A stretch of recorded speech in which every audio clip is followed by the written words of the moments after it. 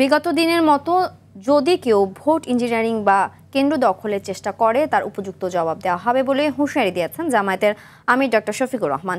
দুপুরে ঝালকাঠির নেসারাবাদে হিজবুল্লাহ জামিয়াতুল মুসলিহিনের জাতীয় প্রতিনিধি সম্মেলনে তিনি একথা বলেন।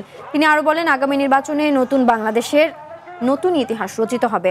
সকল জুলুম, ফ্যাসিবাদ ও জাতিকে বিভক্ত করার অপচেষ্টার বিরুদ্ধে লড়াই অব্যাহত থাকবে বলেও জানান জামায়াত আমির। এ সময় চরমোনাই পীর সৈয়দ মোহাম্মদ রেজাউল করিম সহ সম্মেলনে বিভিন্ন দলের নেতৃবৃন্দ উপস্থিত ছিলেন।